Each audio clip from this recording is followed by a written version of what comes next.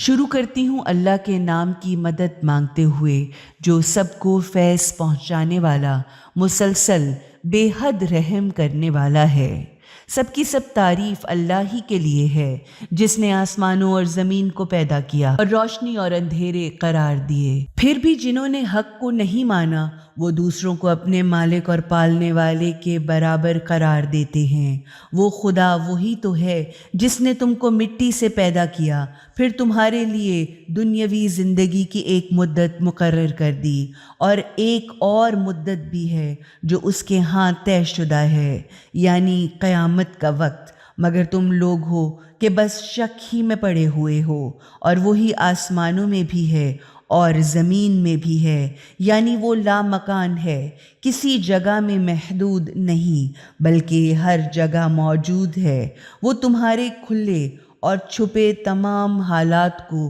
خوب جانتا ہے، اور اسے بھی جانتا ہے جو کچھ کہ تم لوگ کیا کرتے ہو۔ لوگوں کا حال تو یہ ہے کہ ان کے مالک اور پالنے والے کی نشانیوں میں سے کوئی نشانی ایسی نہیں ہے جو ان کے سامنے آئی ہو اور انہوں نے اس سے منہ نہ موڑا ہو۔ اس لیے اب جو حق بات ان کے پاس آئی تو اسے بھی انہوں نے جھٹلا دیا۔ اب بہت جلدی انہیں اس بات کے متعلق خبریں پہنچ جائیں گی جس کا وہ مذاق اڑایا کرتے تھے۔ کیا انہوں نے یہ نہیں دیکھا کہ ہم ان سے پہلے کتنی ایسی قوموں کو ہلاک و برباد کر چکے ہیں جن کا ان کے اپنے زمانے میں بڑا دورہ رہا ہے؟ ہم نے ان کو زمین میں وہ حکومت اور وہ اقتدار بخشا جو تمہیں بھی نہیں بخشا۔ ان پر تو ہم نے آسمان سے خوب اپنی رحمت کی موسلا دھار بارشیں برسائی تھیں اور ان کے پیروں کے نیچے دولت کی نہریں بہا دی تھیں۔ پھر ان کے گناہوں کی وجہ سے ہم نے انہیں تباہ و برباد کر دیا اور ان کی جگہ دوسری نسلوں اور قوموں کو اٹھایا۔ اگر ہم آپ صلی اللہ علیہ وآلہ وسلم پر کوئی کاغذ پر لکھی ہوئی کتاب بھی اتار دیتے اور وہ لوگ اسے اپنے ہاتھوں سے چھو بھی لیتے تو بھی جن لوگوں نے ہمیشہ حق کا انکار ہی کیا ہے وہ تو یہی کہتے کہ یہ تو کھلا ہوا جادو ہے۔ انہوں نے کہا کہ اس نبی صلی اللہ علیہ وآلہ وسلم پر کوئی فرشتہ کیوں نہیں اترتا؟ اگر ہم فرشتہ ہی اتار دیتے تو پھر ان کا فیصلہ ہی ہو جاتا، پھر انہیں ایمان لانے اور اپنی اصلاح کرنے کے لیے مزید کوئی مہلت نہ دی جاتی۔ نیز یہ کہ ہم فرشتے کو بھی اتارتے تو اسے انسان ہی کی شکل میں اتارتے، اور اس طرح انہیں پھر ایسا ہی شک کرنے کا موقع دے دیتے جیسے شک وہ اب کر رہے ہیں، کیونکہ ہمارا اصل مقصد تو ان کی عقل و فہم کا امتحان لینا ہے۔ آپ صلی اللہ علیہ وآلہ وسلم سے پہلے بہت سے پیغمبروں کا مذاق اڑایا گیا، تو جن لوگوں نے ان کا مذاق اڑایا تھا انہیں اسی سزا نے آ گھیرا جس کا وہ مذاق اڑاتے تھے۔ ان سے کہو ذرا زمین میں چل پھر کر تو دیکھیں کہ جھٹلانے والوں کا کیا انجام ہوا۔ ان سے پوچھو آسمانوں اور زمین میں جو کچھ بھی ہے وہ کس کا ہے؟ جب وہ سب کچھ جان کر بھی جواب نہ دیں تب کہو کہ سب اللہ ہی کا ہے، اس نے رحم و کرم کو اپنے اوپر لازم کر لیا ہے، اسی لیے وہ تمہاری سرکشی کی فوراً سزا نہیں دیتا اور تمہیں غور و فکر اور اپنی اصلاح کی مہلت پر مہلت دیے چلا جا رہا ہے، لیکن قیامت کے دن وہ یقیناً تم سب کو ضرور جمع کرے گا۔ یہ بالکل ایک غیر مشتبہ حقیقت ہے، مگر جن لوگوں نے خود اپنا ہی نقصان کیا ہے وہ حق کو کبھی نہیں مانیں گے۔ رات کے اندھیرے اور دن کی روشنی میں جو کچھ بھی کہ سکونت پذیر ہے سب کا سب اللہ ہی کا ہے، اور وہ سب کچھ جانتا ہے، سنتا ہے۔ کہو پھر کیا اللہ کو چھوڑ کر میں کسی اور کو اپنا سرپرست بنا لوں؟ اس خدا کو چھوڑ کر جو زمین و آسمان کا پیدا کرنے والا بھی ہے اور جو روزی دیتا ہے مگر روزی لیتا نہیں۔ کہو کہ مجھے تو یہی حکم دیا گیا ہے کہ میں سب سے پہلے اس خدا کے آگے اپنا سر تسلیم و اطاعت جھکا کر اول درجہ کا مسلم رہوں، یعنی خدا کا سب سے زیادہ اور پہلا فرما بردار، اور یہ حکم بھی دیا گیا ہے کہ تمہیں مشرکوں میں سے ہرگز نہیں ہونا چاہیے۔ کہو اگر میں اپنے پالنے والے مالک کی نافرمانی کروں تو ڈرتا ہوں کہ ایک بڑے ہی خوفناک دن مجھے سخت سزا بھگتنی پڑے، وہ سزا کہ جو شخص اس دن اس سزا سے بچ گیا تو اس پر تو خدا نے بڑا ہی رحم فرمایا، اور یہی تو حقیقی کھلی ہوئی کامیابی ہے۔ توحید کی حقیقت یہ ہے کہ اگر تمہیں کسی قسم کا نقصان پہنچائے تو پھر اس کے سوا کوئی بھی تو نہیں ہے جو تمہیں اس نقصان سے بچا سکے، اور اگر وہ تمہیں کوئی بھلائی یا فائدہ پہنچائے تو وہ ہر چیز پر قادر ہے۔ وہ اپنے بندوں پر پورے اختیارات رکھتا ہے، اور وہ حکیم یعنی تمام گہری مصلحتوں کا جاننے والا ہے، بالکل ٹھیک کام کرنے والا، اور تمام باتوں سے پوری طرح باخبر ہے۔ ان سے پوچھو کہ کون سی چیز گواہی میں سب سے بڑی ہے؟ کہو میرے اور تمہارے درمیان اللہ گواہ ہے کہ میں اس کا مقرر کیا ہوا رسول ہوں، اور یہ بھی کہ میری طرف قرآن کی وحی بھیجی گئی ہے تاکہ تمہیں اور جس تک یہ پیغام پہنچے اس کو متنبع کر دوں۔ کیا واقعی تم اس بات کی گواہی دے سکتے ہو کہ خدا کے ساتھ دوسرے خدا بھی ہیں؟ یعنی کیا تم کو واقعی اس بات کا علم و یقین ہے کہ خدا کے سوا کوئی اور خدا بھی ہے؟ اس لیے کہ گواہی بغیر علم اور یقین کے نہیں ہو سکتی۔ کہو میں تو اس بات کی ہرگز گواہی نہیں دے سکتا۔ کہو کہ خدا تو بس وہی ایک ہے، اور میں اس شرک سے جو تم کرتے ہو قطعاً بے تعلق اور بیزار ہوں۔ جن لوگوں کو ہم نے کتاب دی ہے وہ اس بات کو اس طرح پہچانتے ہیں جیسے اپنے بیٹوں کو پہچانتے ہیں، مگر جنہوں نے اپنے آپ کو نقصان میں ڈال ہی دیا ہے وہ اس بات کو ہرگز نہیں مانیں گے۔ اور اس شخص سے بڑھ کر ظالم کون ہوگا جو اللہ پر جھوٹی تہمت لگائے یا اللہ کی نشانیوں کو جھٹلائے؟ اس میں کوئی شک ہی نہیں ہے کہ جو ظالم ہوں وہ کسی بھی طرح کی حقیقی بھلائی یا کامیابی حاصل نہیں کر سکتے۔ ان کی ناکامی تو اس دن دیکھنے کے قابل ہوگی جس دن ہم ان سب کو میدان حشر میں اکٹھا کر دیں گے۔ پھر جنہوں نے شرک کیا تھا ان سے پوچھیں گے کہ اب وہ تمہارے بنائے ہوئے خداؤں کے شریک کہاں ہیں جن کو تم اپنا خدا سمجھتے تھے؟ تو پھر ان کے پاس نہ تو کوئی شرارت اور نہ کوئی ترکیب یا کوئی جھوٹ باقی نہ رہے گا، سوائے اس کے کہ وہ یہ کہیں گے خدا کی قسم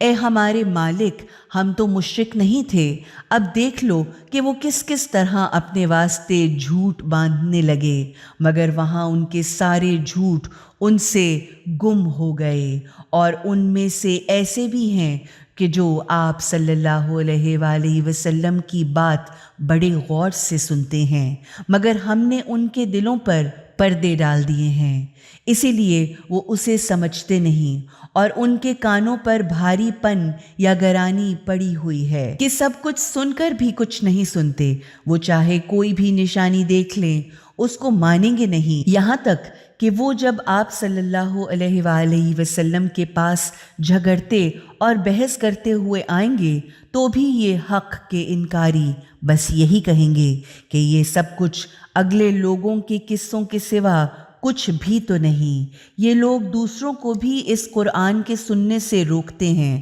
اور خود تو الگ تھلگ رہتے ہی ہیں۔ اس طرح یہ لوگ اپنے آپ کو ہی تباہ و برباد کرتے ہیں، اور افسوس کہ یہ سمجھتے ہی نہیں۔ کاش تم دیکھو جب وہ جہنم کی آگ کے اوپر کھڑے کیے جائیں گے تب وہ کہیں گے کہ کاش ہم دنیا کی طرف پلٹا دیے جاتے اور پھر اپنے پالنے والے مالک کی نشانیوں کو نہ جھٹلاتے اور ماننے والوں میں ہو جاتے، بلکہ حقیقت تو یہ ہے کہ اب ان پر وہ سب کچھ ظاہر ہو گیا ہے جو وہ پہلے چھپاتے تھے، لیکن اگر اب بھی وہ پلٹا دیے جائیں تو پھر وہی کریں گے جس سے ان کو منع کیا گیا ہے، کیونکہ وہ تو ہیں ہی بڑے جھوٹے۔ وہ تو اصل میں یہ کہا کرتے تھے کہ زندگی جو کچھ بھی ہے وہ تو بس یہی دنیا کی زندگی ہے اور ہم مرنے کے بعد ہرگز بھی نہ اٹھائے جائیں گے۔ کاش تم وہ منظر دیکھ لو جب یہ اپنے مالک کے سامنے کھڑے کیے جائیں گے۔ اس وقت ان کا مالک یعنی ان کا خدا ان سے پوچھے گا، کیا یہ جہنم اور قیامت کا دن حقیقت نہیں؟ وہ کہیں گے، ہاں ہمارے مالک یہ حقیقت ہے۔ تو خدا فرمائے گا، تو لو اب اپنے حق کے انکار کی سزا کا مزہ چکھو۔ غرض بڑا ہی نقصان اٹھایا انہوں نے جو اللہ سے اپنی ملاقات کی خبر کو جھٹلاتے تھے، یہاں تک کہ جب اچانک وہ وقت ملاقات آ جائے گا تو وہ کہیں گے، ہائے افسوس نے اس معاملے میں کتنی سخت کوتاہی اور غلطی کی۔ اب تو ان کا حال یہ ہوگا کہ وہ اپنے گناہوں کا بوجھ اپنی پیٹھوں پر اٹھا رہے ہوں گے۔ کیا ہی برا بوجھ ہے جو وہ اب اٹھا رہے ہیں۔ معلوم ہوا کہ گناہوں کا حقیقی سبب خدا سے ملاقات کو جھوٹ سمجھنا ہوتا ہے۔ اسی انکار کے سبب خدا منکروں کے دلوں پر پردے ڈال دیا کرتا ہے، پھر وہ کچھ نہیں سمجھ پاتے۔ دنیا کی زندگی تو بس ایک کھیل تماشا ہے اور حقیقت میں آخرت کا گھر تو ان کے لیے جو نقصانات سے بچنا چاہتے ہیں کہیں بہتر ہے۔ تو کیا تم کبھی عقل سے کام ہی نہیں لوگے؟ معلوم ہوا کہ فکر آخرت کمال عقل کا نتیجہ ہے۔ جو باتیں وہ لوگ بناتے ہیں وہ سب ہمیں معلوم ہیں، اور یہ بھی کہ تمہیں ان سے رنج پہنچتا ہے، لیکن حقیقتاً یہ تم کو نہیں جھٹلاتے، بلکہ یہ ظالم تو اصل میں اللہ کی نشانیوں کا جان بوجھ کر انکار کر رہے ہیں۔ اور یہ کوئی نئی بات نہیں، تم سے پہلے بھی بہت سے پیغمبر جھٹلائے جا چکے ہیں، مگر انہوں نے اپنے جھٹلائے جانے پر اور ان تکلیفوں پر جو ان کو دی گئیں صبر کیا، یہاں تک کہ ہماری مدد ان کے پاس آن پہنچی۔ اللہ کے قانون کبھی بدلا نہیں کرتے، اور تم کو چند پیغمبروں کی خبریں تو پہنچ ہی چکی ہیں، اور اگر تم سے ان کی بے رخی برداشت ہی نہیں ہوتی تو پھر تم زمین میں گھس کر کوئی سرنگ ڈھونڈ سکو تو ڈھونڈ نکالو، یا پھر آسمان پر کوئی سیڑھی لگا سکو تو لگا لو، اور اس طرح ان کے پاس کوئی معجزہ لے آؤ۔ اگر اللہ چاہتا تو ان سب کو سیدھے راستے پر خود جمع کر دیتا، لہٰذا نادان نہ بنو۔ حق بات تو بس وہی لوگ قبول کرتے ہیں جو سنتے ہیں۔ رہے مردے تو ان کو تو جب خدا قبروں سے اٹھائے گا تب کہیں وہ اس کی طرف پلٹ کر جائیں گے، اور وہ کہتے ہیں کہ اس نبی صلی اللہ علیہ وآلہ وسلم پر آخر کوئی معجزہ کیوں نہیں اترتا؟ کہہ دیجئے کہ بے شک اللہ تو کسی بھی معجزے کو اتارنے پر قادر ہے، مگر ان میں سے اکثر کچھ بھی تو نہیں جانتے، یعنی معجزات خدائی حکمت اور مصلحت کے تحت اترتے ہیں۔ تمہارے جاہلانہ مطالبات کے پابند نہیں ہوتے۔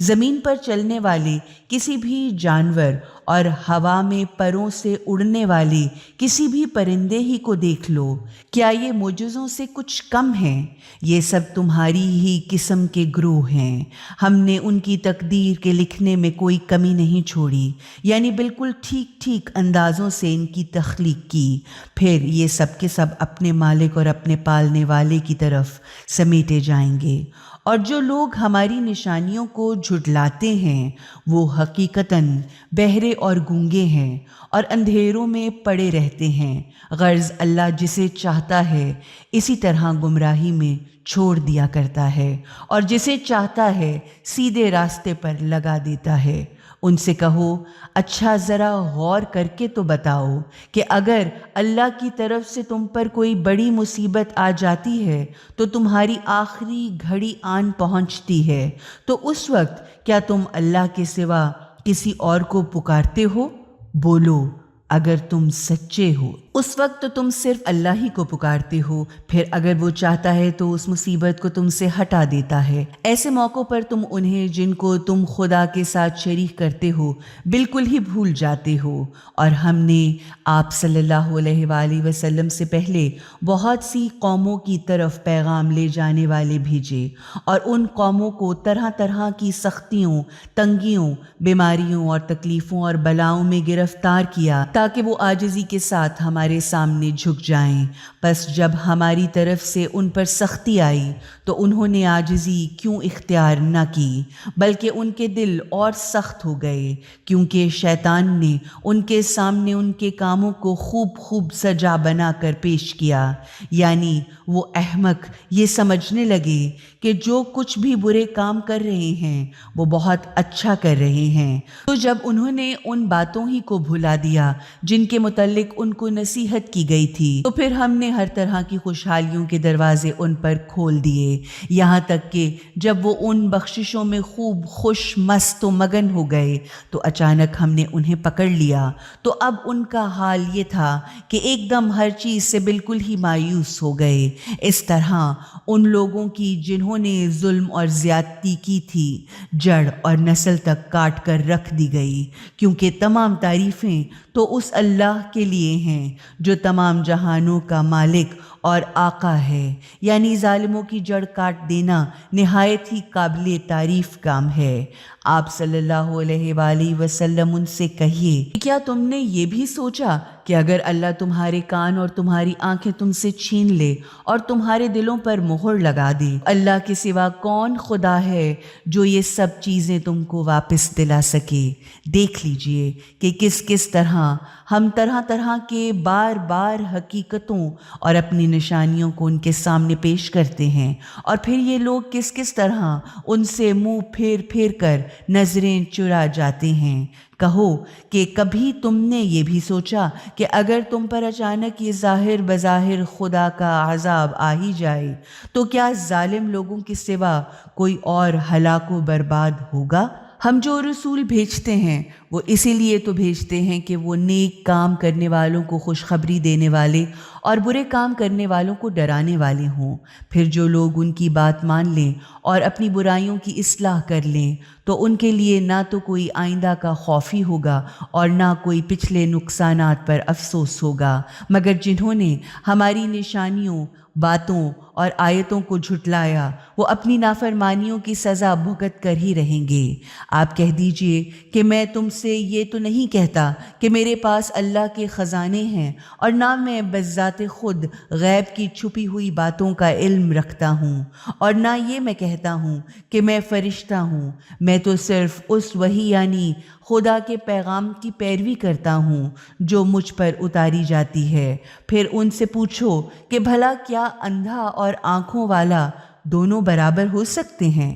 آخر تم لوگ غور و فکر کیوں نہیں کرتے؟ اور اے محمد صلی اللہ علیہ وآلہ وسلم، آپ اس علم وحی کے ذریعے ان لوگوں کو خدا کی نافرمانی سے بچائیے جو اس بات کا خوف رکھتے ہیں کہ وہ اپنے مالک اور پالنے والے کے سامنے اس حال میں اکٹھے کیے جائیں گے کہ اس کے سوا وہاں ان کا نہ تو کوئی سرپرست ہی ہوگا اور نہ کوئی سفارشی ہوگا۔ شاید اس طرح وہ خدا ترسی اور برائیوں سے بچنے کی روش اختیار کر لیں۔ اور جو لوگ اپنے پالنے والے مالک کو رات دن پکارتے رہتے ہیں اور اس کو راضی رکھنے کی طلب اور کوشش میں لگے رہتے ہیں، انہیں اپنے سے دور نہ پھینکو۔ تم پر ان کے حساب و کتاب کی کوئی ذمہ داری نہیں ہے۔ اس پر بھی اگر تم ان کو دور پھینکو گے تو ظلم اور زیادتی کرنے والوں میں سے ہو جاؤ گے۔ اور اسی طرح ہم نے کچھ لوگوں کا امتحان کچھ اور لوگوں کے ذریعے لیا ہے تاکہ وہ انہیں دیکھ کر کہیں کیا ہمارے درمیان یہ وہ لوگ ہیں جن پر اللہ نے بڑا احسان فرمایا ہے؟ کیا اللہ شکر کرنے والوں کو اچھی طرح ان سے بھی زیادہ جاننے والا نہیں ہے؟ جب تمہارے پاس وہ لوگ آئیں جو ہماری باتوں یا نشانیوں کو مانتے ہیں تو ان سے کہو سلام علیکم، یعنی تم پر سلامتی ہو۔ تمہارے مالک اور پالنے والے نے تمہارے اوپر رحم کرنے کو اپنے اوپر لازمی قرار دے دیا۔ اس طرح اگر تم میں سے کوئی ناواقفیت اور نادانی کے ساتھ کوئی برا کام کر بیٹھے پھر اس کے بعد توبہ کر لے اور اپنی اصلاح کر کے خود کو درست کر لے تو یقیناً خدا اس کے لیے بڑا ہی بخشنے والا اور بڑا رحم کرنے والا ہے۔ اسی طرح ہم اپنی نشانیوں اور باتوں کو کھول کر تفصیل کے ساتھ پیش کیا کرتے ہیں تاکہ مجرموں کا راستہ یعنی انداز و طریقہ کار پوری طرح واضح ہو جائے۔ کہہ دیجئے کہ مجھے اس بات سے روک دیا گیا ہے کہ میں ان کی بندگی کروں جنہیں تم اللہ کے سوا خدا کہہ کر پکارتے ہو۔ کہہ دیجئے کہ میں تمہاری خواہشات اور ایجادات کی پیروی نہیں کروں گا۔ اگر میں نے ایسا کیا تو میں گمراہ ہو جاؤں گا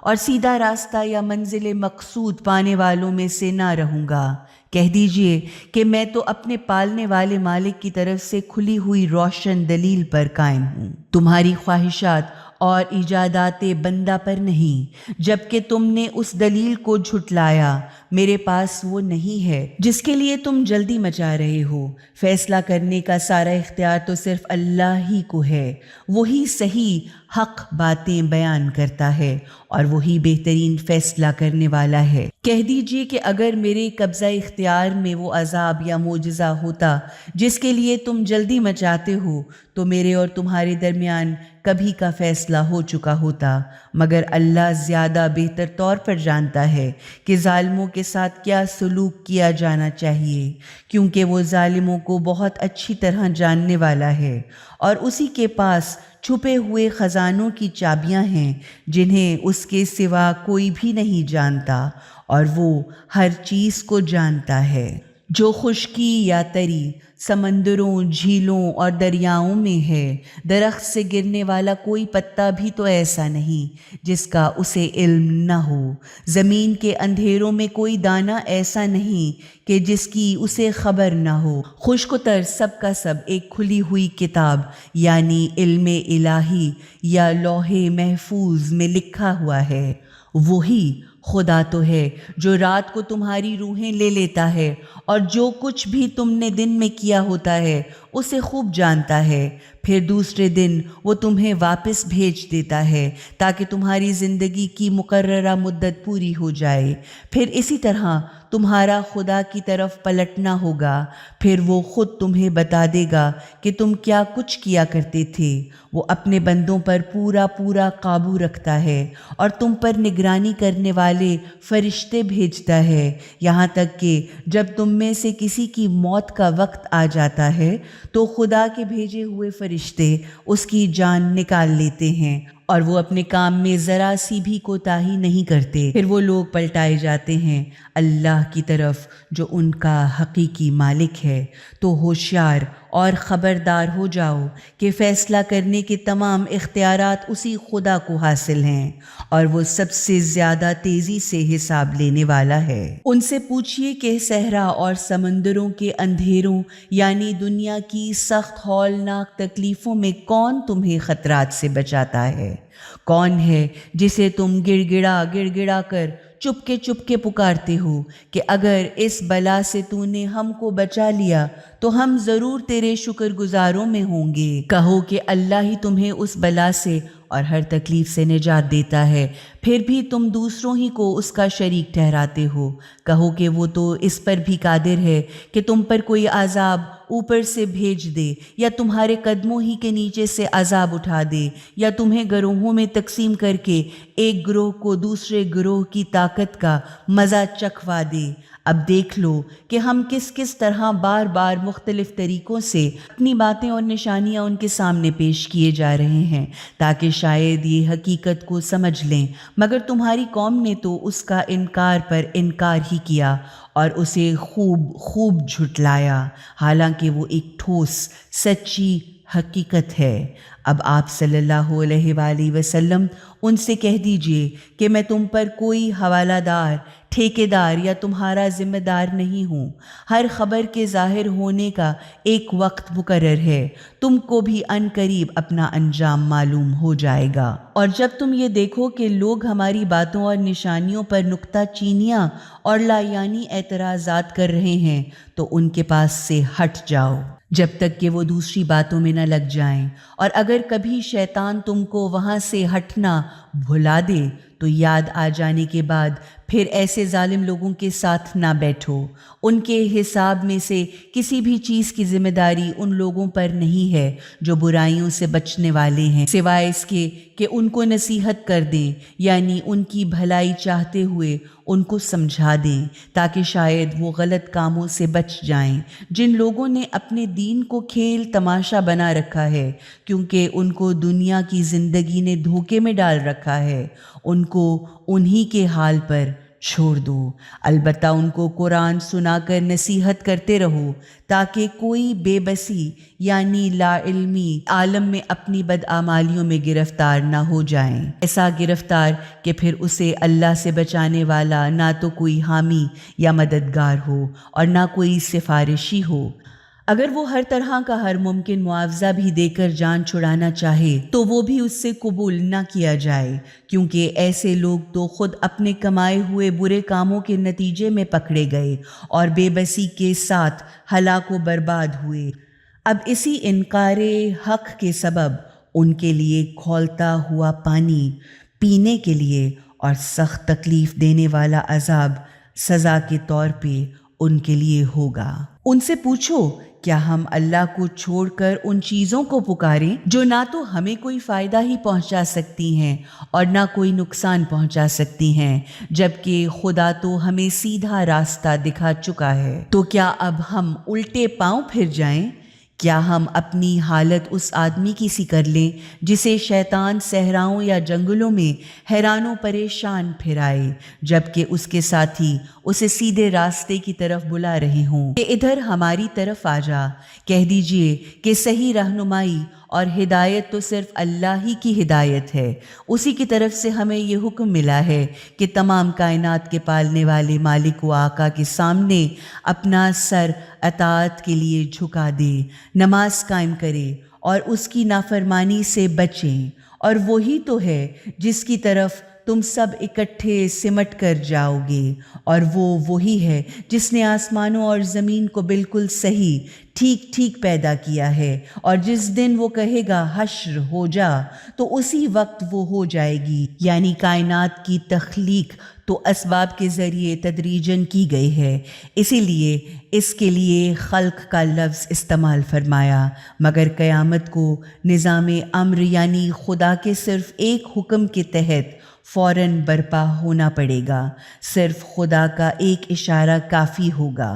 اس کا حکم بالکل سچ ہے، یعنی حکم ہوتے ہی حشر کا سب سامان مہیا ہو جائے گا، جس دن سور پھونکا جائے گا، اور اسی دن ساری کی ساری بادشاہی یا حکومت صرف خدا کی ہوگی۔ وہ اندیکھی اور دیکھی سب کی سب باتوں کا اچھی طرح جاننے والا ہے، اور وہی بالکل ٹھیک ٹھیک صحیح کام کرنے والا اور ہر بات سے پوری طرح باخبر ہے۔ اس بات کو سمجھنے کے لیے ابراہیم علیہ السلام کا واقعہ یاد کرو، جب ابراہیم علیہ السلام نے اپنے باپ آزر سے کہا کہ کیا تم بتوں کو خدا بناتے ہو؟ تو تمہیں اور تمہاری قوم والوں کو کھلی ہوئی گمراہی میں دیکھ رہا ہوں۔ اسی طرح ہم نے ابراہیم علیہ السلام کو آسمانوں اور زمین کا نظام سلطنت دکھایا تاکہ وہ یقین رکھنے والوں میں سے ہوں۔ تو جب رات کا اندھیرا ان پر چھا گیا تو انہوں نے ایک تارا دیکھا تو کہا یہ میرا پالنے والا مالک ہے، مگر جب وہ تارا ڈوب گیا تو انہوں نے کہا کہ میں ڈوبنے والوں سے محبت نہیں کرتا۔ پھر جب چاند کو چمکتے دیکھا تو کہا کہ یہ ہے میرا پالنے والا مالک، مگر جب وہ بھی ڈوب گیا تو کہا میرا حقیقی پالنے والا مجھے سیدھے راستے پر نہ رکھتا تو میں گمراہ لوگوں میں ہو جاتا۔ پھر جب وہ سورج کو چمکتے دیکھا تو کہا بس یہ میرا پالنے والا آقا، یہ تو سب سے بڑا ہے، مگر جب وہ بھی ڈوب گیا تو ابراہیم علیہ السلام نے پکارا اے میری قوم والو، یقین جانو کہ میں ان سب سے بیزار ہوں جن کو تم خدا کا شریک ٹھہراتے ہو۔ میں نے تو ہر چیز اور ہر طرف سے ہٹ کر اپنا چہرہ صرف اس ہستی کی طرف موڑ لیا ہے جس نے زمین اور آسمانوں کو پیدا کیا ہے، اور میں ہرگز شرک کرنے والوں میں سے نہیں ہوں۔ اس پر ان کی قوم ان سے جھگڑنے لگی تو انہوں نے اپنی قوم سے کہا، کیا تم اللہ کے معاملے میں مجھ سے جھگڑتے ہو؟ حالانکہ اسی نے تو مجھے سیدھا راستہ دکھایا ہے، اور میں ان چیزوں سے نہیں ڈرتا جنہیں تم نے خدا کا شریک ٹھہرایا ہے، سوائے اس کے کہ اگر میرا مالک کوئی بات چاہے تو وہ ضرور ہو سکتی ہے۔ میرے پالنے والے آقا کا علم ہر چیز پر چھایا ہوا ہے۔ آخر تم ہوش میں کیوں نہیں آتے اور نصیحت کیوں قبول نہیں کرتے؟ آخر میں تمہارے ٹھہرائے ہوئے خداؤں کے شریکوں سے کیسے ڈروں، جبکہ تم لوگ تو خدا کے ساتھ ان چیزوں کو خدائی میں شریک ٹھہرانے تک سے نہیں ڈرتے جن کے متعلق خدا نے تم پر نہ تو کوئی دلیل اتاری ہے اور نہ کوئی سند۔ تو ہم دونوں فریقوں میں سے کون ہے جو بے خوفی اور مطمئن رہنے کا زیادہ حقدار ہے؟ بتاؤ، اگر تم کچھ بھی علم رکھتے ہو، حقیقت میں امن و سکون تو صرف انہی لوگوں کے لیے ہے، اور صحیح سیدھے راستے پر بھی وہی لوگ ہیں جو خدائے واحد کو مانیں اور پھر اپنے اس ایمان میں ظلم یعنی شرک کی ملاوٹ بھی نہ کریں۔ یہ ہماری وہ دلیل تھی جو ہم نے ابراہیم کو ان کی قوم کے مقابلے پر عطا کی تھی۔ ہم جسے چاہتے ہیں دلیلیں سکھا کر درجوں میں بلندی عطا کرتے ہیں۔ سچی بات تو یہ ہے کہ تمہارا پالنے والا مالک بالکل ٹھیک ٹھیک کام کرنے والا اور سب کچھ جاننے والا ہے۔ کتنا واضح طور پر بتا دیا کہ یہ قصہ حقیقی نہ تھا بلکہ خدا کی سکھائی ہوئی ایک عقلی دلیل تھی۔ اس خدائی دلیل کو حضرت ابراہیم کا جھوٹ قرار دینا کتنا افسوسناک ہے۔ پھر ہم نے ابراہیم علیہ السلام کو اسحاق اور یعقوب جیسی اولاد دی اور ہر ایک کو سیدھا راستہ بھی دکھایا، اور اس سے پہلے نوح کو بھی ہم نے سیدھی راہ دکھائی، اور اسی کی اولاد سے ہم نے داؤد علیہ السلام، سلیمان علیہ السلام، ایوب علیہ السلام، یوسف علیہ السلام، موسیٰ اور ہارون علیہ السلام کو بھی سیدھی راہ دکھائی تھی۔ اسی طرح ہم نیک لوگوں کو ان کی نیکی کا صلہ دیا کرتے ہیں۔ پھر اسی کی اولاد سے زکریہ علیہ السلام، یحییٰ علیہ السلام، عیسیٰ علیہ السلام اور الیاس کو بھی سیدھا راستہ دکھایا۔ ان میں سے ہر ایک نیک لوگوں میں سے تھا۔ پھر اسی کی اولاد میں سے اسماعیل علیہ السلام، السی علیہ السلام، یونس اور حضرت لوط علیہ السلام کو بھی سیدھا راستہ دکھایا۔ ان میں سے ہر ایک کو ہم نے تمام جہانوں سے زیادہ عطا کیا، نیز ان کے آباء و اجداد اور ان کی اولاد اور ان کے بھائیوں میں سے بھی ہم نے منتخب کیا اور انہیں سیدھے راستے کی ہدایت دی۔ یہ اللہ کی خاص ہدایت ہے جس کے ذریعے وہ اپنے بندوں میں سے جسے چاہتا ہے ہدایت فرماتا ہے۔ اگر وہ لوگ بھی خدا کے ساتھ کسی کو شریک ٹھہراتے تو ان کا سب کیا کرایا عقارت ہو جاتا۔ یہی وہ لوگ تھے جن کو ہم نے کتاب، حکم و حکمت اور نبوت عطا کی۔ اب اگر یہ لوگ اس کے ماننے سے انکار کرتے ہیں تو ہم نے بھی اس نعمت کو کچھ ایسے لوگوں کے حوالے کیا ہے جو اس کا انکار نہیں کریں گے۔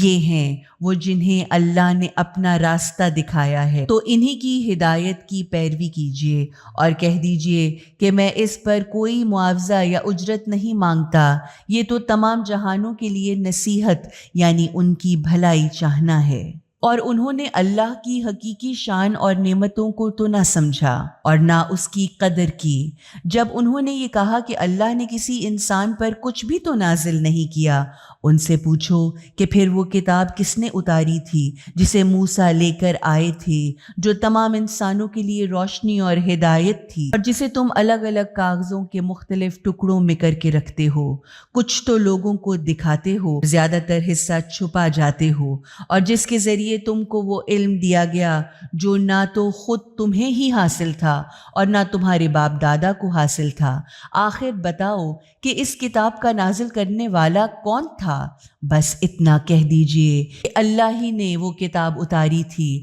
پھر انہیں چھوڑ دیجئے تاکہ وہ اپنی بے تکی دلیلوں اور اعتراضوں سے خوب کھیل کود مچاتے رہیں۔ اسی کتاب کی طرح یہ بھی ایک کتاب ہے جسے ہم نے ہی اتارا ہے۔ یہ بڑی خیر و برکت والی ہے۔ یہ ہر اس چیز کی تصدیق کرتی ہے جو اس سے پہلے آئی ہے، اور یہ اس لیے اتاری گئی ہے تاکہ آپ صلی اللہ علیہ وآلہ وسلم اس کے ذریعے سے بستیوں کے اس مرکز مکہ اور اس کے چاروں طرف رہنے والوں یعنی پوری دنیا والوں کو برائی کے انجام سے متنبع یعنی وارن کریں، اور ان سب کو بھی متنبع کریں جو آخرت کو مانتے ہیں، اس کتاب کو مانتے ہیں اور اپنی نمازوں کی پابندی کرتے ہیں۔ اور اس سے بڑا ظالم اور کون ہوگا جو اللہ پر جھوٹی تہمت لگائے یا کہے کہ میری طرف وحی اتری ہے جبکہ اس پر کوئی وحی نہ اتری ہو، یا جو یہ کہے کہ میں ان قریب ایسی ہی چیز اتار کر دکھا دوں گا۔ کاش تم ظالموں کو اس حال میں دیکھ سکو جب وہ موت کی حالت سکرات میں ڈبکیاں کھا رہے ہوتے ہیں اور فرشتے ہاتھ بڑھا بڑھا کر کہہ رہے ہوتے ہیں کہ لاؤ نکالو اپنی روح۔ آج تمہیں ذلت کی سزا اس بات کی وجہ سے دی جا رہی ہے کہ تم اللہ پر جھوٹی تہمتیں رکھ کر اس کی نسبت سے غلط باتیں کہا کرتے تھے اور اس کی آیتوں یا نشانیوں کے مقابلے پر تکبر کیا کرتے تھے۔ اب اللہ فرمائے گا تو تم اب ہمارے پاس ایسے ہی اکیلے آئے ہو جیسے کہ ہم نے پہلی بار تم کو پیدا کیا تھا، اور جو کچھ ہم نے تمہیں دنیا میں دیا تھا وہ سب کا سب تم پیچھے چھوڑ آئے ہو، اور اب ہم تمہارے ساتھ تمہارے ان سفارشیوں کو بھی نہیں دیکھتے جن کے متعلق تم سمجھتے تھے کہ وہ تمہارے بارے میں ہمارے ساتھ شریک ہیں۔ اب تمہارے ایک دوسرے سے تمام تعلقات اور رابطے ٹوٹ گئے، اور جو کچھ کہ تم غلط خیال کیا کرتے تھے وہ بھی تمہارے پاس سے گم ہو گئے۔ یقیناً اللہ ہی دانے اور گٹھلی کو پھاڑنے والا ہے، وہی زندہ کو مردہ سے نکالتا ہے، یعنی بے جان مادہ سے زندہ مخلوقات کو پیدا کرتا ہے، اور مردہ کو زندہ سے یعنی جاندار جسموں سے بے جان مادوں کو نکالنے والا ہے۔ پھر تم کدھر بھٹکتے پھرتے ہو؟ پردے کو پھاڑ کر وہی صبح کو نکالنے والا ہے۔ اسی نے رات کو آرام و سکون کا وقت بنایا ہے، اسی نے چاند اور سورج کو حساب کا ذریعہ بنایا ہے۔ یہ اسی زبردست قدرت اور علم رکھنے والے کے ٹھہرائے ہوئے اندازے اور مقرر کیا ہوا نظام ہے۔ وہی ہے جس نے تمہارے لیے ستاروں کو مقرر کیا ہے تاکہ تم ان سے صحرا اور سمندر کے اندھیروں میں صحیح راستہ معلوم کرو۔ ہم نے علم رکھنے والوں کے لیے اپنی باتیں کھول کھول کر بیان کر دی ہیں۔ معلوم ہوا کہ خدائی علامتوں سے جاہل نہیں، صرف علم رکھنے والے ہی فائدہ اٹھاتے ہیں۔ جاہل تو صرف دولت، حکومت اور ذاتی فائدے کے دباؤ میں ہر فیصلہ اور ہر عمل اختیار کرتے ہیں۔ اس آیت سے علم و آگہی کی اہمیت کا پوری طرح اندازہ ہو سکتا ہے، اور وہ خدا وہی تو ہے جس نے ایک شخص سے تم کو پیدا کیا، پھر ہر ایک کے لیے ایک ٹھہرنے کی جگہ، باپ کی پشت اور سونپے جانے کا مقام، ماں کا پیٹ یا قبر مقرر کیا۔ ہم نے تفصیل کے ساتھ باتیں بیان کر دی ہیں ان لوگوں کے لیے جو سمجھنا چاہتے ہیں، اور وہی ہے جس نے آسمان سے پانی برسایا، پھر اس کے ذریعے ہر قسم کی نباتات اگائی، پھر اس سے ہرے بھرے کھیت اور درخت پیدا کیے، پھر ان سے تہ در تہ ایک دوسرے سے گتھے دانے نکالے، اور کھجور کے شگوفوں میں سے پھلوں کے گچھے پیدا کر دیے جو زمین کی طرف جھکے پڑتے ہیں، اور انگور، زیتون اور انار کے باغ لگا دیے جو ایک دوسرے سے بظاہر ملتے جلتے بھی ہیں، پھر ہر ایک کی خصوصیات اور مزے الگ الگ بھی ہیں۔ جب یہ درخت پھل دیتے ہیں تو ان میں پھل آنے اور پھر ان کے پکنے کی حالت کو ذرا غور و فکر کی نظر سے دیکھو۔ ان چیزوں میں خدا کی دلیلیں اور نشانیاں ہیں ان لوگوں کے لیے جو ایمان لانا چاہیں۔ اس کے باوجود بھی لوگوں نے جنوں کو اللہ کا شریک ٹھہرا دیا، حالانکہ خدا ہی نے تو ان کو پیدا کیا ہے، اور انہوں نے بے جانے بوجھے جہالت سے خدا کے لڑکے اور لڑکیاں تک تصنیف کر دیں، حالانکہ وہ خدا پاک ہے اور بلند تر ہے ان باتوں سے جو یہ لوگ کہتے ہیں۔ تو زمین اور آسمان کا ایجاد کرنے والا ہے، اس کا کوئی بیٹا کیسے ہو سکتا ہے جبکہ اس کی کوئی بیوی ہی نہیں ہے، جبکہ اسی نے ہر چیز کو پیدا کیا ہے اور وہ ہر چیز کا جاننے والا ہے۔ یہ ہے تمہارے پالنے والا مالک، اس کے سوا کوئی خدا نہیں، وہ ہر چیز کا موجد یعنی پہلے پہل پیدا کرنے والا ہے۔ تو اسی کی بندگی اختیار کرو، وہی ہر چیز کا کفیل، کام بنانے والا اور نگہبان ہے۔ اسے نگاہیں پا ہی نہیں سکتی اور وہ سب نگاہوں کو پا لیتا ہے۔ وہ جسم و جسمانیت اور مادیات سے بری بڑا خبر رکھنے والا ہے۔ تمہارے پاس تمہارے پالنے والے مالک کی طرف سے بصیرت کی روشنیاں آ گئی ہیں۔ اب جو ان پر نظر کرتے ہوئے بینائی سے کام لے گا وہ خود اپنے ہی کو فائدہ پہنچائے گا، اور جو اندھا بنا رہے گا وہ خود اپنا ہی نقصان کرے گا، اور میں کوئی تمہارا پہرے دار ذمہ دار نہیں ہوں۔ یعنی میرا کام تو بس اتنا ہی ہے کہ خدا کی بھیجی ہوئی بصیرتوں کی روشنیاں تمہارے سامنے پیش کر دوں، اس کے بعد عقل و دل کی آنکھیں کھول کر اس کو دیکھنا نہ دیکھنا یہ تمہارا کام ہے۔ اور اسی طرح ہم طرح طرح سے بار بار حق کی باتیں بیان کرتے ہیں تاکہ وہ یہ کہیں کہ واقعی آپ صلی اللہ علیہ وآلہ وسلم نے ان کو ہمارے سامنے خوب پڑھا ہے۔ اور اس لیے بھی ہم اس حقیقت کو صاف صاف بیان کر دیں ان لوگوں کے لیے جو جاننا چاہتے ہیں۔ آپ صلی اللہ علیہ وآلہ وسلم تو اس وحی کی پیروی کیجیے جو آپ کے پالنے والے مالک کی طرف سے آپ پر اتری ہے، کیونکہ اس کے سوا کوئی اور خدا نہیں۔ اور ان مشرکوں سے اعراض فرمائیے، اگر اللہ چاہتا تو وہ شرک نہ کرتے، اور ہم نے آپ کو ان کے اوپر کوئی پہرے دار مقرر نہیں کیا ہے، اور نہ آپ صلی اللہ علیہ وآلہ وسلم ان کے ٹھیکیدار ہیں۔ یہ لوگ اللہ کے سوا خدا سمجھ کر جن کو پکارتے ہیں انہیں گالیاں نہ دو، کہیں ایسا نہ ہو کہ اپنی جہالت کی بنا پر وہ اللہ کو گالیاں دینے لگیں۔ یوں ہی ہم نے ہر قوم کے کردار کو سنوارا ہے، یعنی ہمیشہ عقلی دلیلوں اور شائستگی سے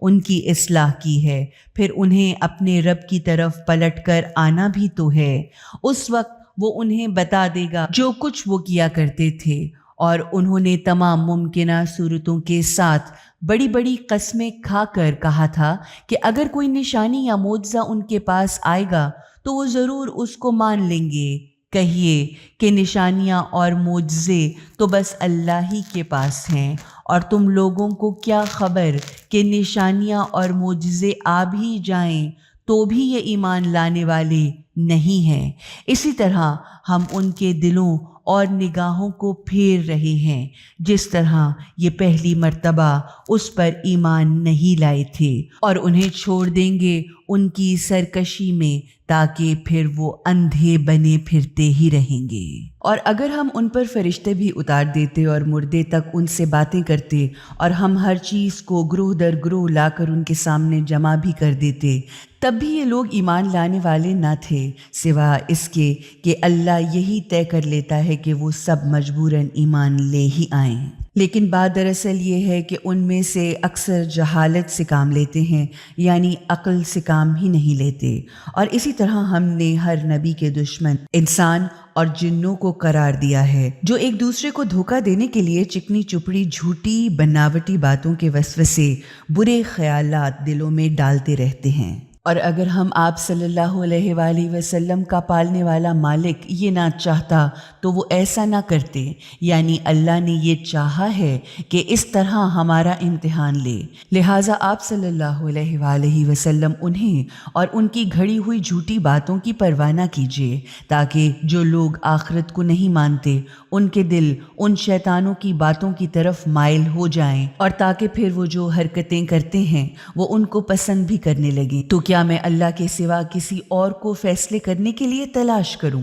اور وہ تو وہی خدا ہے جس نے تمہاری طرف اپنی کتاب اتاری ہے جو تفصیلی بیانات کی حامل ہے، اور جنہیں ہم نے آسمانی کتاب دی ہے وہ تو خوب جانتے ہیں کہ یہ قرآن تمہارے پروردگار ہی کی طرف سے سچائی کے ساتھ اتارا گیا ہے، لہٰذا تم شک کرنے والوں میں سے نہ ہو جانا۔ اور آپ صلی اللہ علیہ وآلہ وسلم کے پالنے والے مالک کی بات سچائی اور عدالت کے معیار پر پوری اور مکمل ہے، اور اس کی باتوں کا بدلنے والا کوئی نہیں، اور وہ سب کچھ سننے والا اور بڑا ہی جاننے والا ہے۔ اور اگر تم اس زمین میں رہنے والوں کی اکثریت کا کہنا مانو گے تو وہ تمہیں اللہ کے راستے سے بھٹکا دیں گے، کیونکہ وہ صرف اپنے الٹے سیدھے اندازوں، گمانوں اور قیاس آرائیوں کی پیروی کرتے ہیں اور اٹکل پچو باتیں بناتے ہیں۔ اور حقیقت تو یہ ہے کہ تمہارا پالنے والا مالک ہی بہتر جانتا ہے کہ کون اس کے راستے سے ہٹا ہوا اور کون سیدھے راستے پر ہے۔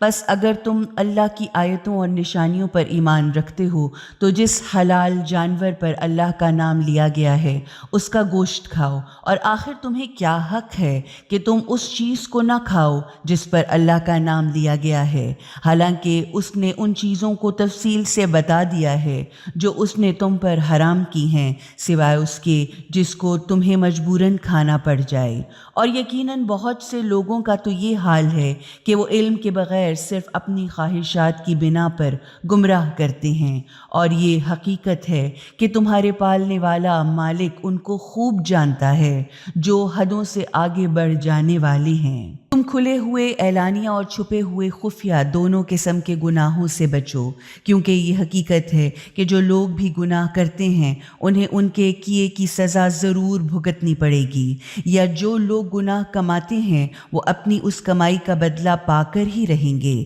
اور جس جانور کو اللہ کے نام لے کر ذبح نہ کیا گیا ہو اس کا گوشت نہ کھاؤ، یقیناً یہ بہت بڑا گناہ ہے۔ شیاطین تو اپنے ساتھیوں کے دلوں میں شکوک و شبہات اور اعتراضات ڈالتے ہی رہتے ہیں تاکہ وہ تم سے بحث و مباحثہ اور جھگڑا کریں، لیکن اگر تم نے ان کی اطاعت کرتے ہوئے ان کی بات مان لی تو پھر یقیناً تم مشرک ہو۔ کیا وہ انسان جو پہلے مردہ تھا ہم نے اسے زندہ کیا اور اس کے لیے ایک نور بنایا جس کی روشنی میں وہ لوگوں کے درمیان چلتا پھرتا ہے، اس انسان جیسا ہو سکتا ہے جو اندھیروں میں اس حال میں پڑا ہو کہ کسی طرح ان اندھیروں میں سے نکل ہی نہ سکتا ہو۔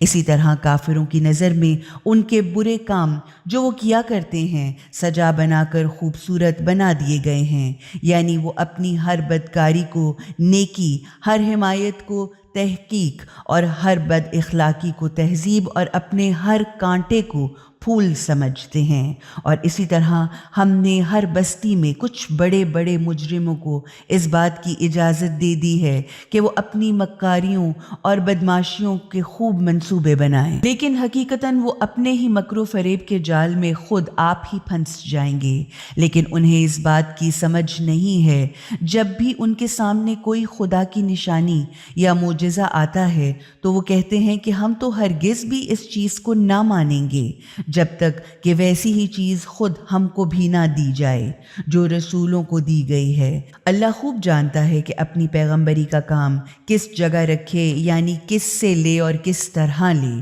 بہت قریب ہے وہ وقت کہ جن لوگوں نے جرم کیا ہے وہ اپنی مکاریوں کے سبب خدا کے ہاں سخت ذلت اور سخت عذاب میں گرفتار ہوں گے۔ پس جسے خدا سیدھے راستے پر لگانا چاہتا ہے اس کے سینے کو اسلام کے لیے کھول دیتا ہے، اور جسے گمراہی میں چھوڑ دینا چاہتا ہے اس کے سینے کو تنگی کے ساتھ بالکل ہی بند کر دیتا ہے، جیسے کہ وہ آسمان میں بہت اونچا ہوتا جا رہا ہے۔ اس طرح اللہ حق سے دور بھاگنے اور حق سے نفرت کرنے کی گندگی زندگی کو ان لوگوں پر ڈال دیتا ہے جو کسی طرح بھی حق بات کو نہیں مانتے، حالانکہ یہ تو تمہارے پالنے والے مالک کا سیدھا راستہ ہے، اور ہم نے خود اپنی نشانیوں کو ان لوگوں کے لیے تفصیل کے ساتھ واضح کر دیا ہے جو نصیحت کو قبول کرتے ہیں۔ ان کے لیے ان کے پالنے والے مالک کے ہاں امن، چین اور سلامتی کا گھر ہے، اور وہی ان کا سرپرست بھی ہے۔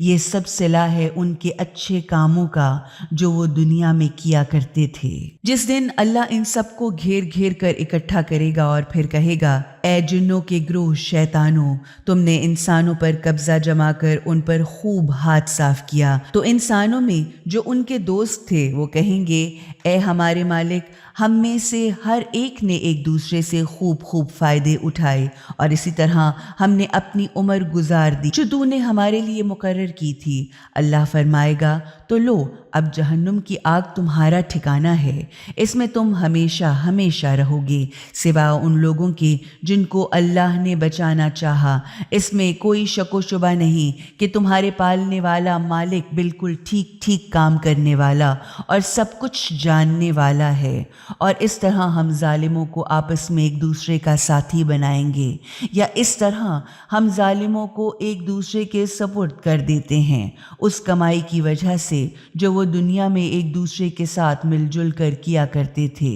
اس دن اللہ ان سے پوچھے گا، اے جنوں اور انسانوں کے گروہ، کیا تمہارے پاس خود تم ہی میں سے وہ خدا کا پیغام لانے والے نہیں آئے تھے جو تمہارے سامنے میری آیتیں بیان کرتے تھے اور تم کو اس دن کے آنے سے ڈراتے تھے؟ اس پر وہ کہیں گے، بے شک ہم اپنے ہی خلاف گواہی دیتے ہیں، اصل میں ان کو دنیا کی زندگی نے دھوکہ میں ڈال دیا تھا، اور اب انہوں نے خود اپنے ہی خلاف گواہی دے دی کہ بے شک وہ حقیقتوں کو ماننے سے انکاری تھے۔ یہ گواہی ان سے اس لیے لی جائے گی تاکہ معلوم ہو جائے کہ تمہارے پالنے والا مالک یہ نہیں کرتا کہ آبادیوں کو ظلم کے ساتھ تباہ و برباد کر ڈالے، جبکہ ان بستیوں میں رہنے والے حقیقت سے واقف بھی نہ ہوں، بلکہ ہر شخص کا درجہ اس کے کاموں ہی کے لحاظ سے ہے جو اس نے کیے، اور تمہارا پالنے والا مالک ان کے ان کاموں سے جو وہ کیا کرتے تھے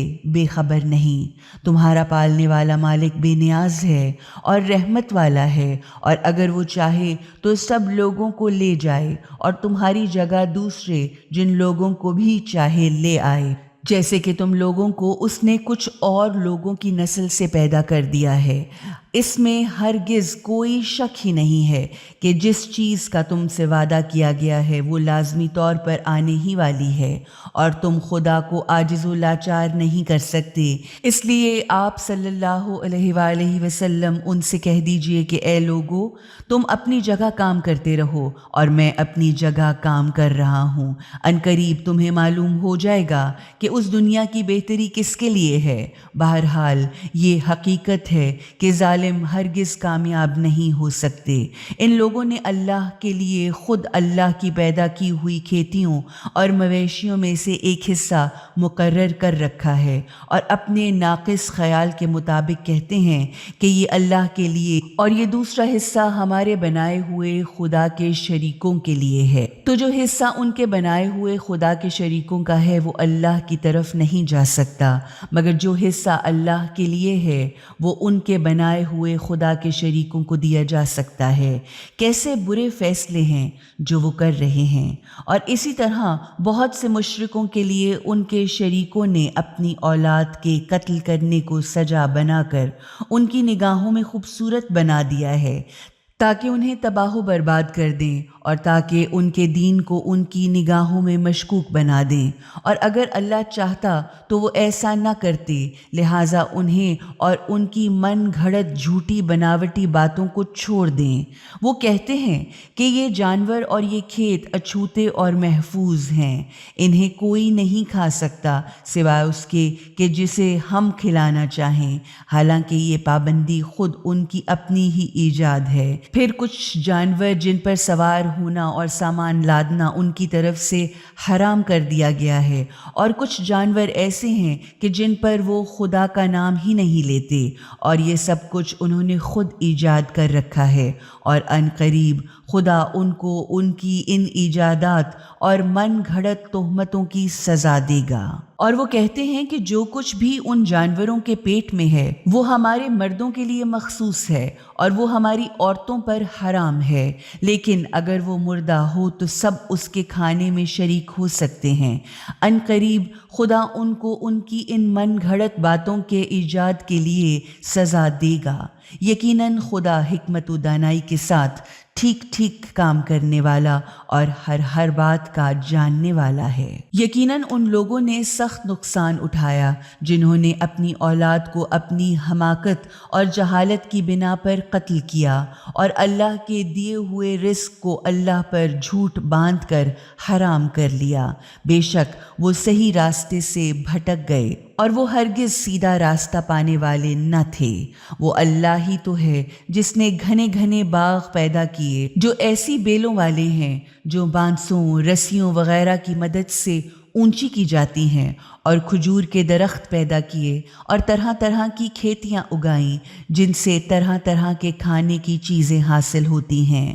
اور زیتون اور انار کے درخت پیدا کیے جن کے پھل صورت و شکل میں تو ایک دوسرے سے ملتے جلتے ہوتے ہیں مگر مزے اور خصوصیات میں ایک دوسرے سے بالکل مختلف ہوتے ہیں۔ تو جب یہ پھلیں یا پھل دیں تو ان کی پیداوار اور پھلوں کو کھاؤ، اور جب ان کی فصل کاٹو تو اللہ کا حق ادا کرو، یا جو اس کا واجب الادا حق ہے وہ ادا کرو، اور حد سے آگے نہ بڑھو، کیونکہ یہ حقیقت ہے کہ خدا حد سے آگے بڑھنے والوں کو دوست نہیں رکھتا۔ وہی تو ہے جس نے مویشیوں میں سے وہ جانور بھی پیدا کیے ہیں جن سے سواری اور سامان لادنے کا کام لیا جاتا ہے، اور وہ بھی ہیں جو کھانے اور بچھانے کے کام آتے ہیں، یعنی ان کی کھالوں اور بالوں سے فرش بنائے جاتے ہیں۔ تو کھاؤ ان چیزوں میں سے جو اللہ نے تمہیں بخشی ہیں، اور شیطان کی پیروی مت کرو، اور وہ تو تمہارا کھلا ہوا دشمن ہے۔ یہ 8 نر و مادہ ہیں، 2 بھیڑ کی قسم سے اور 2 بکری کی قسم سے۔ آپ صلی اللہ علیہ وآلہ وسلم ان سے پوچھئے کہ کیا خدا نے دونوں قسم کے نروں کو حرام کیا ہے، یا دونوں قسم کی ماداؤں کو حرام کیا ہے، یا اس کو حرام کیا ہے جو دونوں ماداؤں کے پیٹ میں ہو؟ تم مجھے کسی ٹھیک ٹھیک علمی ثبوت کی بنیاد پر جواب دو اگر تم سچے ہو۔ اور اسی طرح 2 اونٹ کی قسم سے ہیں اور 2 گائے کی قسم سے ہیں۔ پوچھو ان کے نر اللہ نے حرام کیے ہیں یا مادہ، یا وہ بچے حرام کیے ہیں جو اونٹنی اور گائے کے پیٹ میں ہیں؟ کیا اس وقت تم حاضر تھے جب خدا نے تمہیں ان کے حرام ہونے کا حکم دیا تھا؟ پھر بھلا اس شخص سے بڑا ظالم کون ہوگا جو جھوٹی باتیں گھڑ گھڑ کر اللہ کی طرف منسوب کر دے تاکہ بغیر کسی علم اور ثبوت کے ہوتے ہوئے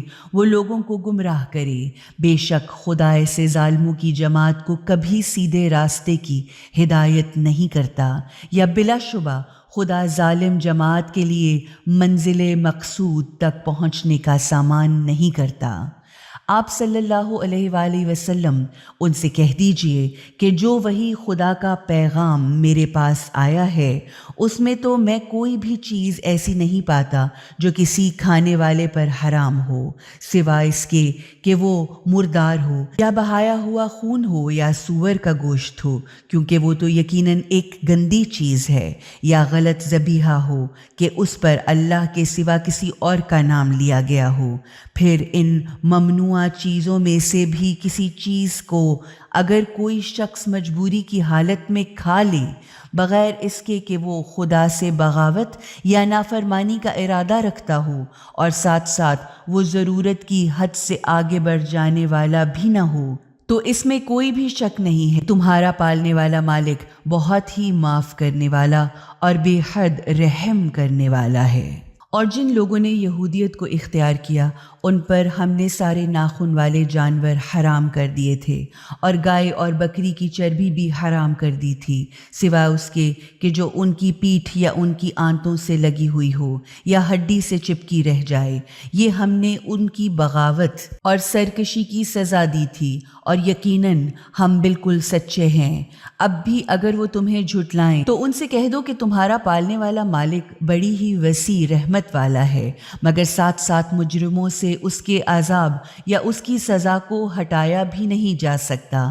ان قریب یہ مشرک لوگ کہیں گے کہ اگر خدا چاہتا تو نہ ہم شرک کرتے اور نہ ہمارے باپ دادا ہی شرک کرتے، اور نہ ہی ہم کسی چیز کو حرام کرتے۔ ایسی ہی باتیں بنا بنا کر ان سے پہلے کے لوگوں نے بھی حق کو جھٹلایا تھا، یہاں تک کہ آخر کار ہماری سزا کا مزہ انہوں نے چکھا۔ معلوم ہوا کہ خود کو مجبور قرار دینا حقیقت کو جھٹلانے اور خدا کی سزا کو دعوت دینے کے مترادف ہے۔ ان سے کہیے کیا تمہارے پاس کوئی علمی ثبوت بھی ہے جسے تم ہمارے سامنے پیش کر سکو؟ تم تو صرف الٹے سیدھے بناوٹی خیالات اور محض قیاس آرائیوں کی پیروی کرتے ہو اور اٹل پچو باتیں یعنی بیکار باتیں بناتے ہو۔ آپ صلی اللہ علیہ وآلہ وسلم کہہ دیجئے کہ تمہاری اس بے بنیاد قیاس آرائیوں کے مقابلے میں یہ قرآن آپ کی حقیقت تک پہچاننے والی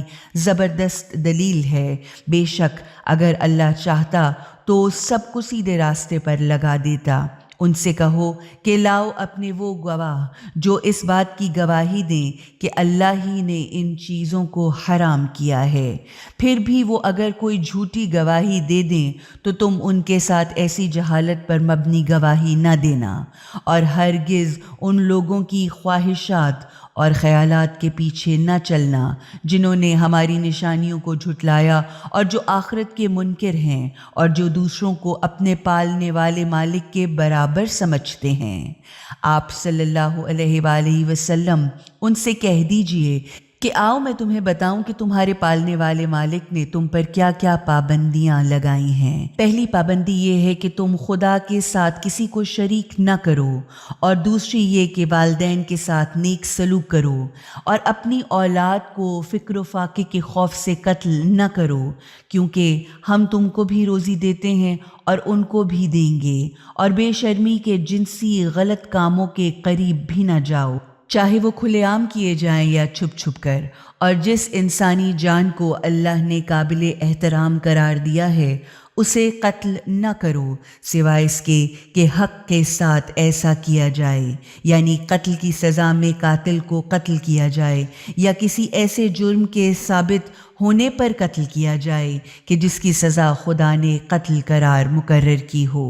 یہ وہ باتیں ہیں کہ جن کی ہدایت خدا نے تمہیں کی ہے، شاید کہ تم سمجھ بوجھ سے کام لو، اور یہ کہ یتیم کے مال کے قریب نہ جاؤ، یعنی ہاتھ نہ لگاؤ، مگر ایسے طریقے سے جو یتیم کے حق میں بہترین ہو، یہاں تک کہ وہ اپنے بلوغ کی عمر کو پہنچے، یعنی صاحب عقل و ہوش ہو کر اپنے نفع و نقصان کو سمجھنے لگے، اور ناپ تول انصاف کے ساتھ پوری طرح کرو۔ ہم کسی پر ذمہ داریوں اور پابندیوں کا بوجھ نہیں ڈالتے، مگر صرف اتنا جو اس کی طاقت کے مطابق ہوتا ہے، اور جب بات کہو تو انصاف کی بات کہو، چاہے وہ تمہارے رشتہ داروں ہی کے بارے میں کیوں نہ ہو، اور اللہ کے عہد کو پورا کرو۔ یہ وہ باتیں ہیں کہ جس کی ہدایت تمہیں اللہ نے کی تاکہ شاید اس طرح تم نصیحت قبول کر لو، اور بے شک یہی میرا سیدھا راستہ ہے، لہٰذا تم اسی راستے پر چلو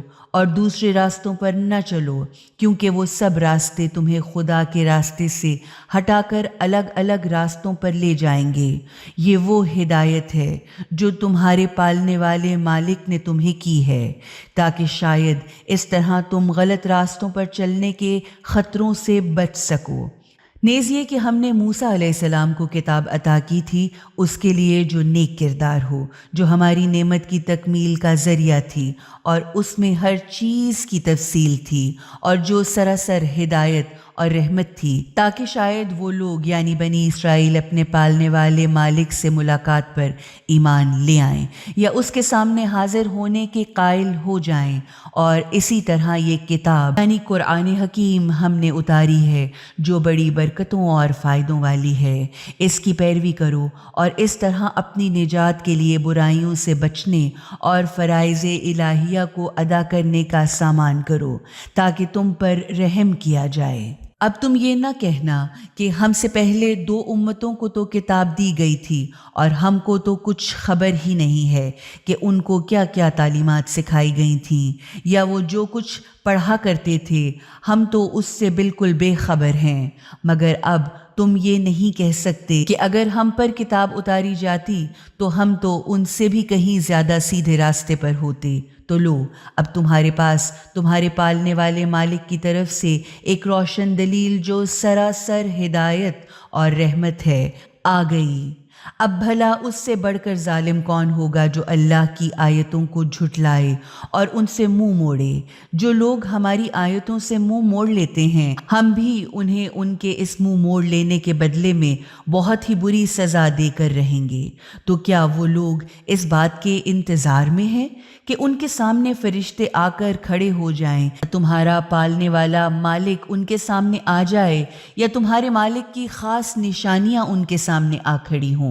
تو جس دن تمہارے مالک کی وہ خاص نشانیاں آ جائیں گی تو پھر کسی ایسے شخص کو ایمان لانا کچھ بھی فائدہ نہ دے گا جو پہلے ایمان نہ لایا ہوگا، یا جس نے اپنے ایمان کے ہوتے ہوئے اچھے کام نہ کمائے ہوں گے۔ تو آپ صلی اللہ علیہ وآلہ وسلم ان سے کہہ دیجئے کہ اچھا، اب تم بھی انتظار کرو اور یقیناً ہم بھی انتظار کرتے ہیں۔ اس میں تو کوئی شک ہی نہیں کہ جن لوگوں نے اپنے دین کو ٹکڑے ٹکڑے کر دیا اور بہت سے گروہوں میں بٹا گئے تو ان سے آپ صلی اللہ علیہ وآلہ وسلم کا کوئی تعلق نہیں۔ ان کا معاملہ تو بس اللہ ہی کے حوالے ہے۔ اب وہی ان کو بتلائے گا کہ وہ دنیا میں کیا کچھ کیا کرتے تھے۔ جو بھی وہاں نیک کام لے کر آئے گا تو اسے وہاں 10 گنا اجر ملے گا، اور جو برائی لے کر آئے گا تو اسے بس اتنی ہی سزا ملے گی جتنا اس نے قصور کیا ہوگا، اور ان پر کوئی ظلم نہیں ہوگا۔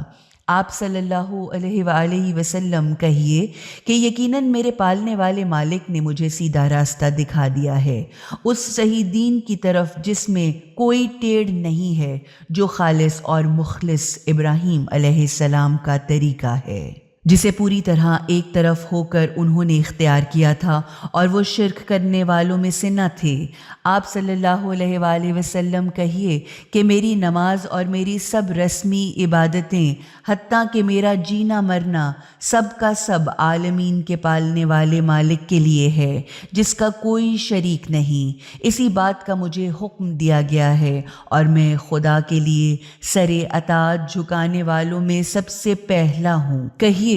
کہ کیا میں اللہ کے سوا کوئی اور مالک تلاش کروں، حالانکہ وہی تو ہر چیز کا مالک، پالنے والا اور پروان چڑھانے والا ہے۔ کوئی شخص بھی برائی نہیں کرتا مگر یہ کہ وہ خود اپنا ہی نقصان کرتا ہے، اور کوئی شخص دوسرے شخص کے گناہ کا ذمہ دار نہیں، یا کوئی بوجھ اٹھانے والا دوسرے کے گناہوں کا بوجھ نہیں اٹھاتا۔